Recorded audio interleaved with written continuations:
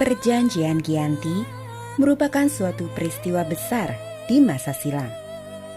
Situs sejarah ini hadir sebagai perekat ingatan kolektif masyarakat dengan peristiwa tersebut. Perjanjian ini lahir sebagai sebuah kesepakatan segitiga politik antara Pakubuwana III, Pangeran Mangkubumi, dan Perserikatan Perusahaan Dagang India Belanda atau VOC pada 13 Februari 1755. Nama Giyanti sendiri diambil dari lokasi penandatanganan perjanjian, yakni di Desa Janti. Dalam pelafalan Belanda, ia tersebut sebagai Giyanti, dan secara tertulis ia terbaca sebagai Giyanti. Tempat tersebut sekarang dikenal dengan Dukuh Kerten, Jantiharjo, Karanganyar, Jawa Tengah. Di masa silam, perjanjian Giyanti ini dibuat dalam rangka meredam api konflik yang telah terjadi berlarut-larut. Pasca perpindahan Keraton Kartasura ke Surakarta, api dari peristiwa Geger Pecinan ternyata belum mati tepat di sumbunya. Ketika itu, Mangkubumi yang membantu Pakubuwana II dalam meredakan api konflik mendapatkan hadiah berupa sebidang tanah dari Pakubuwana II. Namun, luas tanah yang diberikan rupanya menimbulkan kecemburuan. Salah seorang pangeran lalu mengeluhkan ketidakadilan terkait hadiah tersebut kepada Gubernur Jenderal Baron van Imhoff. Sang Gubernur Jenderal di Batavia itu pun lantas mengeluarkan keputusan yang membuat tanah tersebut tidak jadi dimiliki oleh Mangkubumi. Akhirnya dia minta izin pada kakaknya PP2. Daripada lunggu saya dikurang, lebih baik buanglah saja saya. Buanglah kemana sampai saya tidak bisa kembali lagi ke Jawa. Akhirnya diberi sangu 3.000 real. Ini untuk jatah makan anak buahnya. Silakan pergi. Malamnya pergi. Sejak itulah pecah perang Mangkubumi. Puluhan ribu prajurit kompeni, prajurit Jawa tewas.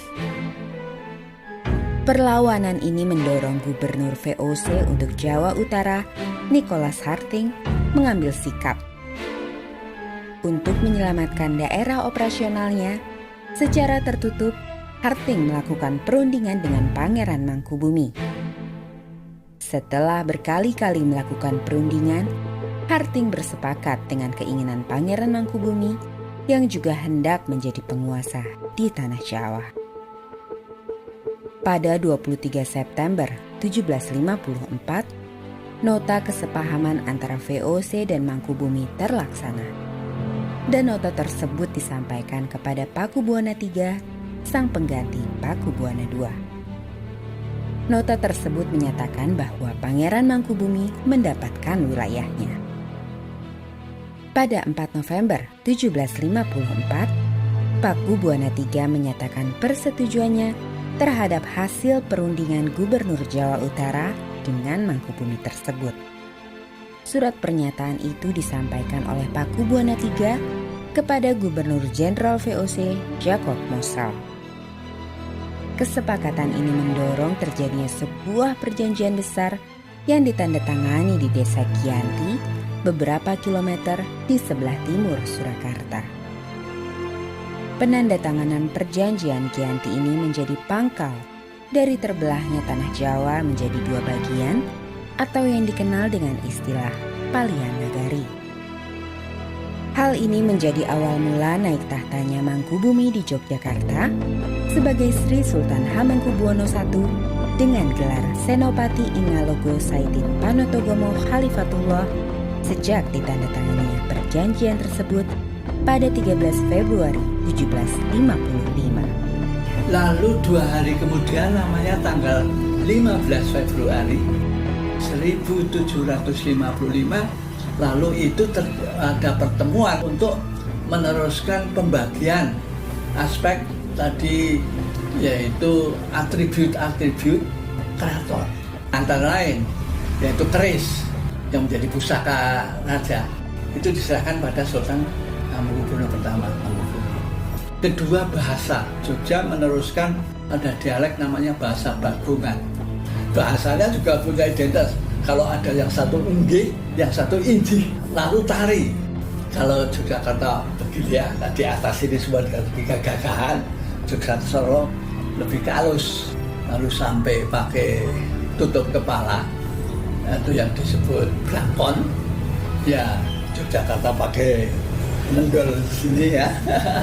Surakarta sebaliknya yang mepes gitu kan. Masyarakatnya itu lalu pilah dalam soal tadi, ya penampilan, gaya dan klaim gitu ya. Itu wong Solo, wong Yogyo. Akan tetapi, keterbelahan masyarakat Jawa tersebut tidak terjadi seketika pasca perjanjian Giyanti. Kalau masalah bahasa itu sebenarnya karena lingkungan. Jadi karena pengaruh lingkungan, kebiasaan setiap hari.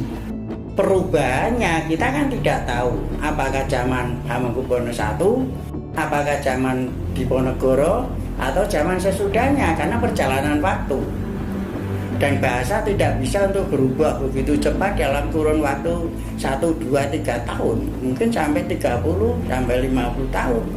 Proses pembagian wilayah dan juga aspek-aspek lain seperti bahasa mengalami proses panjang yang berjalan seiring waktu. Jadi saya tidak disebutkan. Jadi wilayah mana itu hanya terdapat di dalam pembicaraan yang berkepanjangan itu. Baru selesai itu sekitar 20 tahun. Perjanjian Giyanti yang tidak merinci pembagian wilayah pada gilirannya menimbulkan rentetan-rentetan peristiwa. Pembagiannya itu sengaja diacak sepertinya, sehingga ada banyak wilayah-wilayah yang tumpang tindih satu sama lain. Ada beberapa wilayah Jogja di sekelilingnya wilayah Solo, ada wilayah Solo sekelilingnya wilayah Jogja, sehingga mengakibatkan kecenderungan untuk konflik di antara kedua kerajaan itu. Sementara itu, pasca perjanjian Giyanti, Raden Mas Said atau Pangeran Sambernyawa yang dahulu membantu Mangkubumi masih terus melakukan pemberontakan. Seperti halnya Mangkubumi, Pangeran Sambernyawa yang juga merupakan Trapaku Buana turut menuntut hak sebagai penguasa wilayah.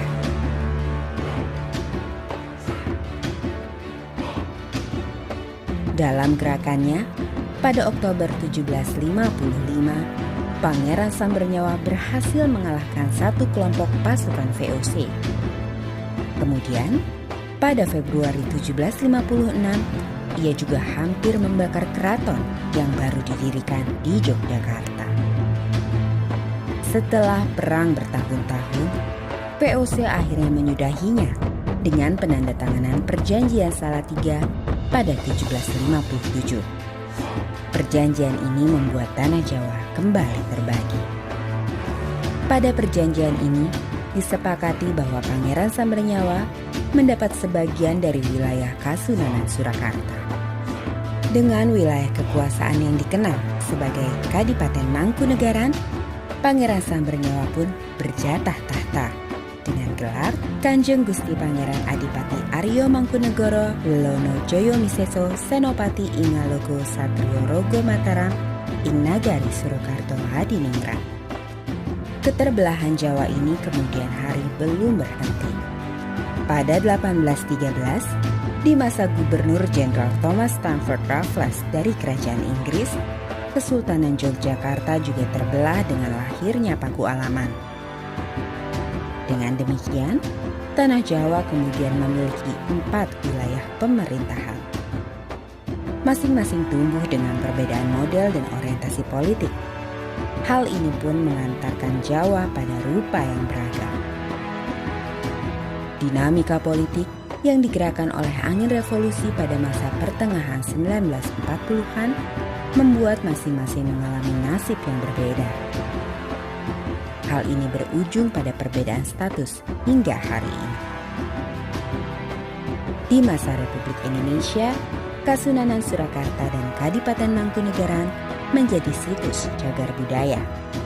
Sementara, wilayah Yogyakarta yang di dalamnya juga terdapat Paku Alaman menjadi daerah istimewa.